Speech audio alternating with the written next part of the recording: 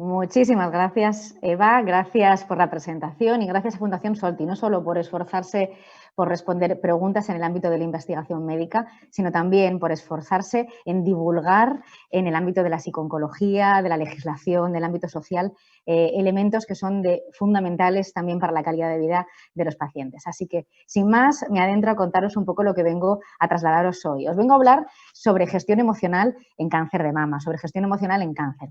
¿Qué elementos debemos tener en cuenta? Me imagino que a todas vosotras o a todos vosotros los que nos estáis escuchando, estas cosas que os voy a contar hoy no resultarán ajenas.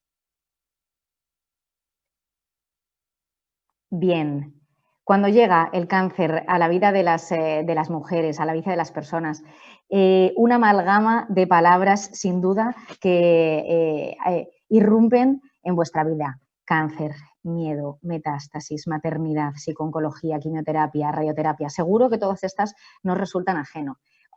Y también me imagino que os habéis encontrado que si habéis compartido alguna conversación con alguna compañera de tratamiento o de enfermedad, habréis visto que no todas lo vivimos de la misma manera. Se vive en función de cada una de las circunstancias que tenemos en nuestras familias, circunstancias personales, circunstancias también características psicológicas que tengamos cada una de nosotras, ¿no?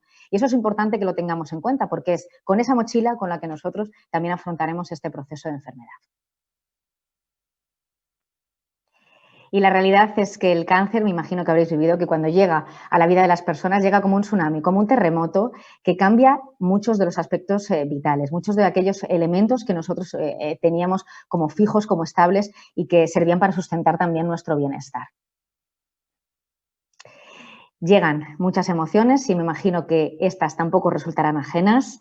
El miedo, como la emoción por antonomasia en cáncer, todos lo vivimos, familiares, pacientes, de alguna manera. Lo único que cambia, como muchas veces digo, es el punto de vista desde el que se vive, la incertidumbre ante las pruebas médicas, ante cómo irán los tratamientos, ante una circunstancia especialmente ajena y a veces también difícil.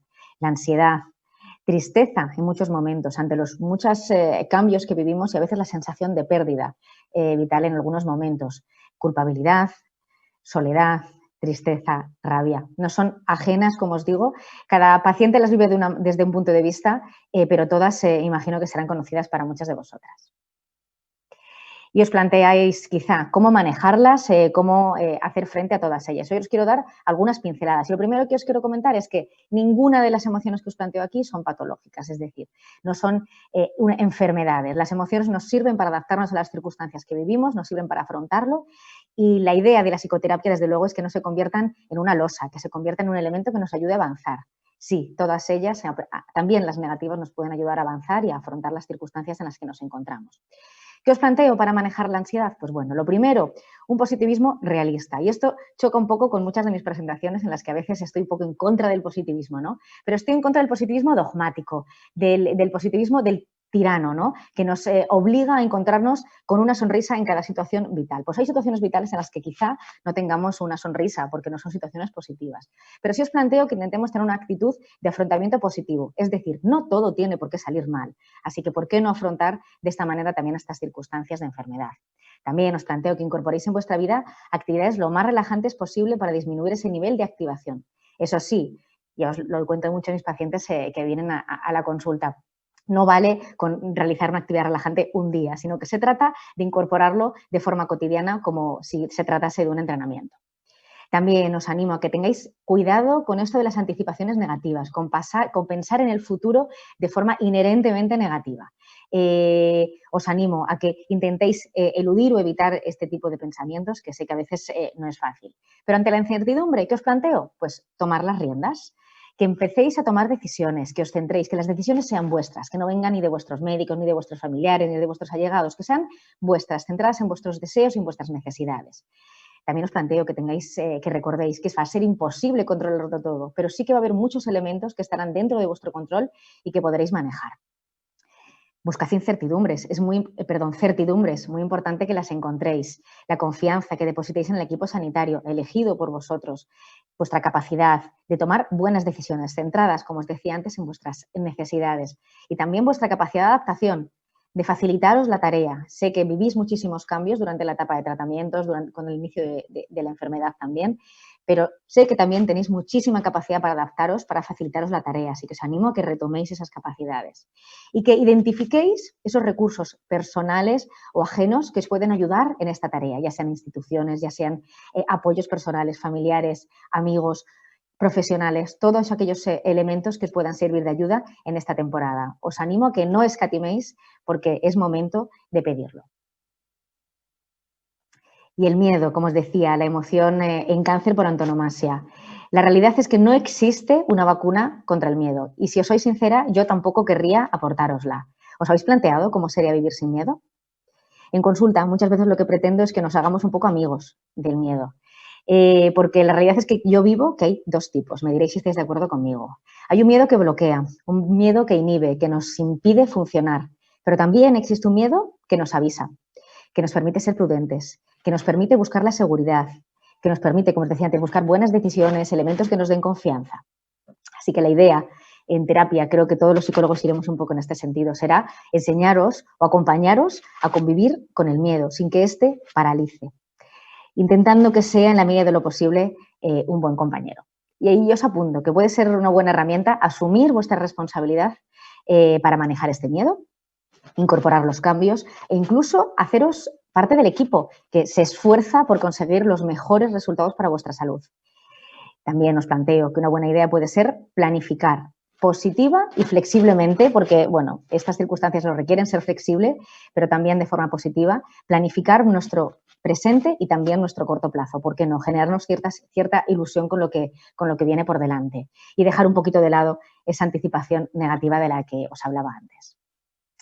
Algo más que puede ser de ayuda. Yo creo que siempre es de muchísima ayuda tener una hoja de ruta, es decir, saber, tener unas nociones de lo que nos espera, de cuáles son los siguientes pasos, porque eso nos da mucha tranquilidad, me imagino que lo habréis vivido, nos da cierta seguridad y nos hace sentir que pisamos un suelo firme. Así que os animo a que investiguéis, a que os forméis, a que pidáis información a vuestros equipos sanitarios, que serán la mejor fuente de información, sin duda, para que podáis configuraros esa pequeña hoja de ruta, como os decía antes, positiva y flexible, también flexible porque caben cambios, para poder ir avanzando paso a paso.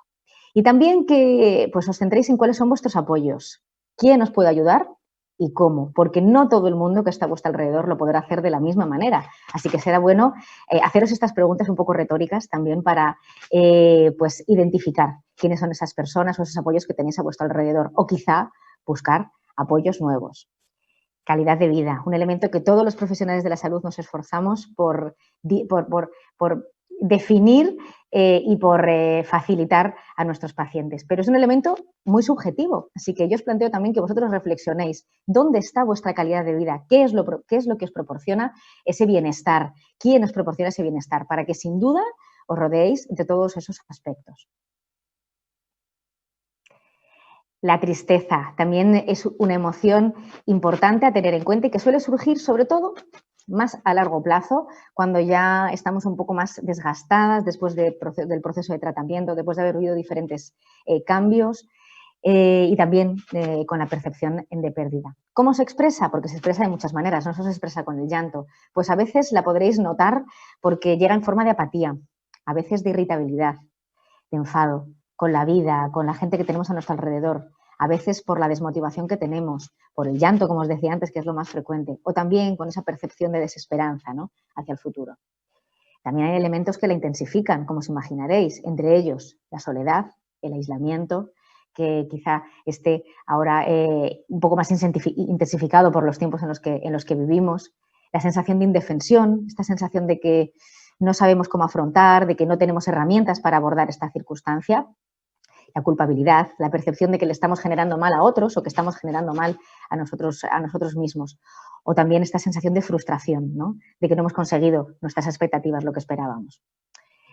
Y os animo a que intentemos llevar nuestro pensamiento a esa parte racional que todos tenemos, esa parte que es un poquito más objetiva y un poquito más ayuda, que nos facilita un poquito más la tarea. ¿Tenéis vosotras la culpa? Aquí os planteo, ¿tenéis la culpa de esta enfermedad? ¿Tenéis la culpa de llevar los tratamientos o tener efectos secundarios? La realidad es que no. Pero sí os apunto que tenéis la responsabilidad de manejarlo de la mejor manera posible, de buscar los elementos que os ayuden a llevarlo mejor o llevarlo con mayor calidad de vida. Y aquí también os planteo, ¿habéis puesto en marcha todo lo que está en vuestra mano? ¿Queda algo?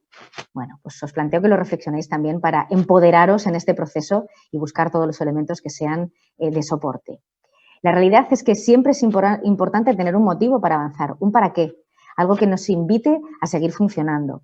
Os planteo también que intentéis romper con el aislamiento, que os rodeéis de personas que os den soporte y ayuda.